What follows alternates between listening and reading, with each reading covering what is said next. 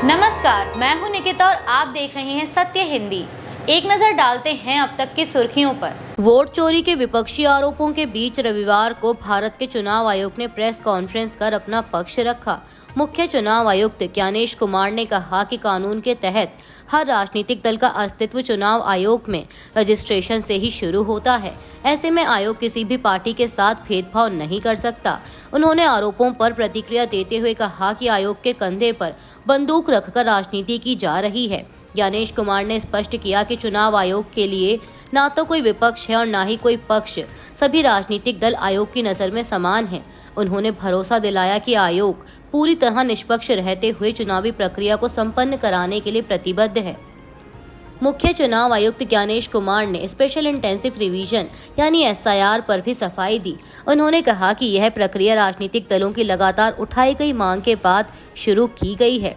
ज्ञानेश कुमार ने बताया कि लगभग सभी दल मतदाता सूची में त्रुटियों को ठीक करने की मांग कर रहे थे, जिसके तहत आयोग ने बिहार से SIR की शुरुआत की। जानकारी देते हुए उन्होंने कहा कि इस प्रक्रिया में सभी मतदाताओं, बूथ लेवल ऑफिसर्स और राजनीतिक दलों के नामित करीब 1.6 लाख PLA यानी बूथ लेवल एजेंट की भागीदारी रही। हर बूथ पर तैयारी की गई प्रारूप सूची को सभी दलों के एजेंट्स ने हस्ताक्षर कर सत्यापित किया। लोकसभा में विपक्ष के नेता राहुल गांधी ने बिहार से शुरू हुई वोटर अधिकार यात्रा में जनता को संबोधित करते हुए वोट चोरी को लोकतंत्र और संविधान पर हमला बताया। उन्होंने आरोप लगाया कि भाजपा और RSS संविधान को नष्ट करने की कोशिश कर रहे हैं और चुनाव आयोग की मदद से मतदाता सूची में हेरफेर किया जा रहा है। राहुल ने कहा कि महाराष्ट्र में लोकसभा और विधानसभा चुनावों के बीच 1 करोड़ नए मतदाता जोड़ दिए गए, जिससे भाजपा को फायदा हुआ। उन्होंने यह भी आरोप लगाया कि कर्नाटक की एक सीट पर 1 लाख वोट चोरी कर भाजपा को जीत दिलाई गई।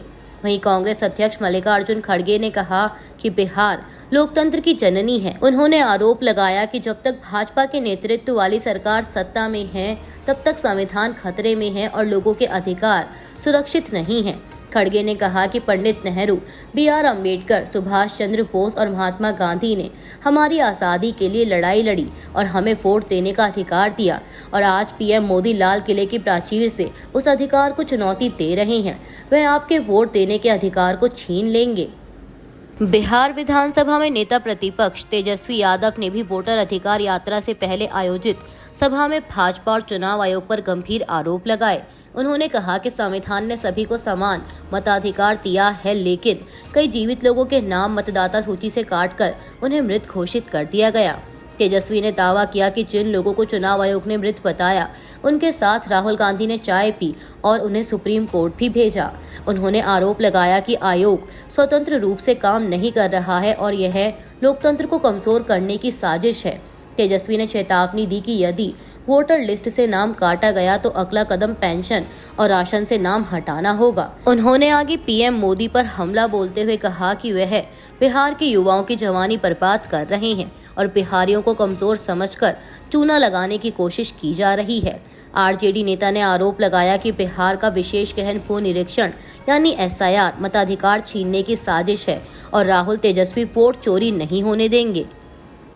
बिहार में कांग्रेस सांसद और लोकसभा में नेता प्रतिपक्ष राहुल गांधी की वोटर अधिकार यात्रा को लेकर RJD प्रमुख और बिहार के पूर्व मुख्यमंत्री लालू प्रसाद यादव ने कहा कि यह SIR के खिलाफ लड़ाई है और इसे किसी भी हालत में संभव होने नहीं दिया जाएगा। उन्होंने PTI से बात करते हुए कहा कि तेजस्वी यादव और राहुल गांधी इस यात्रा में शामिल होंगे। देश की मौजूदा स्थिति बेहद खराब है और जनता के अधिकारों की रक्षा के लिए यह आंदोलन जरूरी है। राहुल गांधी इस यात्रा के दौरान अगले 16 दिनों में बिहार के 20 से अधिक जिलों को कवर करेंगे और लगभग 1300 किलोमीटर की दूरी तय करेंगे। विपक्ष का मानना है कि यह यात्रा चुनावी प्रक्रिया में पारदर्शिता और मतदाता अधिकारों की सुरक्षा सुनिश्चित करने की दिशा में एक बड़ा कदम है।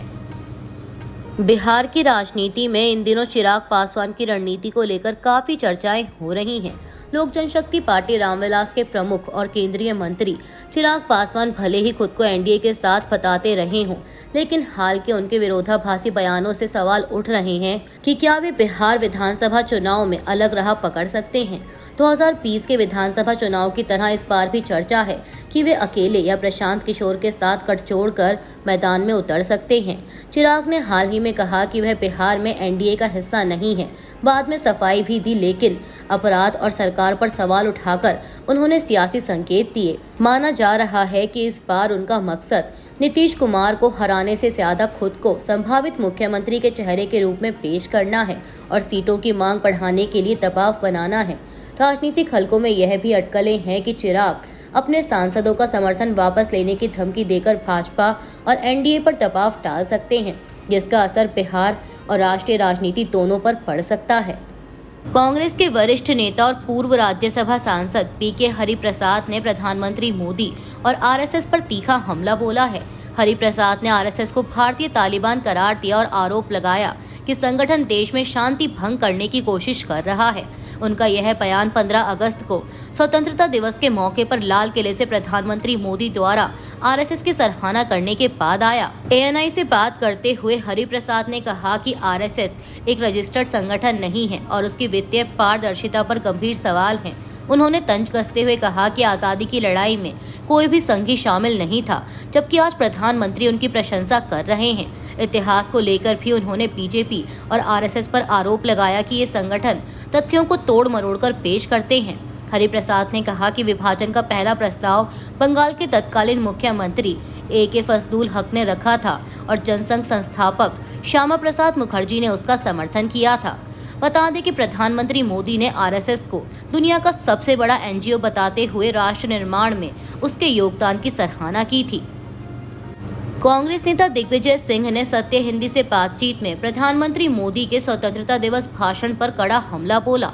उन्होंने कहा कि लाल किले से एक अपंजीकृत संस्था यानी आरएसएस का महिमा मंडन करना संविधान की शपथ का उल्लंघन है और प्रधानमंत्री को बताना चाहिए कि आरएसएस का पंजीकरण नंबर क्या है। दिग्विजय सिंह ने सवाल उठाया कि संघ गुरु दक्षिणा लेता है तो उसका हिसाब किताब और ऑडिट कहाँ होता है। उन्होंने आरोप लगाया कि प्रधानमंत्री का भाषण स्वतंत्रता संग्राम सेनानियों का अपमान है। राहुल गांधी पर लगे आरोपों का बचाव करते हुए दिग्विजय सिंह ने आगे कहा कि राहुल गांधी संविधान के प्रति अत्यधिक संवेदनशील हैं और वोटर लिस्ट में गड़बड़ी व चुनाव आयोग की पारदर्शिता पर उनके सवाल सही हैं। उन्होंने भाजपा पर आरोप लगाया कि उसके पास पूरे देश की वोटर लिस्ट की सॉफ्ट कॉपी है, जबकि आयोग विपक्ष को यह सॉफ्ट कॉपी नहीं देता। दिग्विजय सिंह ने कहा कि चुनाव आयोग भाजपा का विभाग बन गया है और लोकतंत्र को नियंत्रित करने की कोशिश कर रहा है। साथ ही उन्होंने कहा कि आतंकवाद का कोई रंग नहीं होता, यह सत्ता और धर्म के दुरुपयोग की मानसिकता है। कांग्रेस ने चुनाव आयोग पर गंभीर आरोप लगाते हुए कहा है कि उसने बेशर्मी की सारी हदें पार कर दी हैं और अपनी जिम्मेदारियों से पल्ला झाड़ लिया है। पार्टी महासचिव केसी वेणुगोपाल ने आरोप लगाया कि आयोग मतदाता सूची की पारदर्शिता पर सवालों से बच रहा है और मशीन पठनीय रोल व सीसीटीवी फुटेज उपलब्ध कराने से इनकार कर रहा है। उन्होंने कहा कि 65 लाख नाम हटाने, पहले से अपलोड ड्राफ्ट रोल को हटाने और विपक्षी सांसदों से मिलने से इनकार करने जैसे फैसले अत्यधिक पारदर्शिता के दावे पर सवाल उठाते हैं। वेणुगोपाल ने कहा कि वोट चोरी और धांधली की जिम्मेदारी राजनीतिक दलों पर डालना अनुचित है। वहीं चुनाव आयोग ने जवाब में कहा कि मसौदा मतदाता सूची पर दावे और आपत्तियां उठाने का समय ही खामियों को उजागर करने का उपयुक्त अवसर था, लेकिन कुछ दलों और उनके बूथ स्तर एजेंटों ने उस दौरान जांच नहीं की। आयोग ने स्पष्ट किया कि वह दस्तावेजों की जांच का स्वागत करता है, लेकिन राजनीतिक आरोप बेबुनियाद हैं। यूट्यूबर और बिग बॉस OTT विजेता एल्विश यादव के गुरुग्राम स्थित घर पर रविवार को अज्ञात बदमाशों ने फायरिंग की। एल्विश यादव के पिता राम अवतार यादव ने दावा किया कि 3 हमलावरों ने उनके घर पर करीब 25 से 30 राउंड गोलियां चलाईं। घटना के समय पूरा परिवार घर में मौजूद था। हालांकि एल्विश खुद काम के सिलसिले में बाहर थे।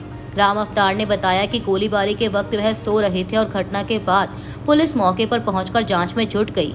उन्होंने कहा कि सीसीटीवी फुटेज में 3 संदिग्ध नजर आए हैं, जिनमें से 2 स्पष्ट रूप से दिखाई दे रहे हैं। उन्होंने भरोसा जताया कि पुलिस मामले की ठीक तरह से जांच कर रही है और फिलहाल पुलिस साक्ष्य इकट्ठा कर आरोपियों की तलाश में जुटी है। भारत और अमेरिका के बीच फरवरी में शुरू हुई व्यापार वार्ता समझौते की बातचीत फिलहाल ठप है।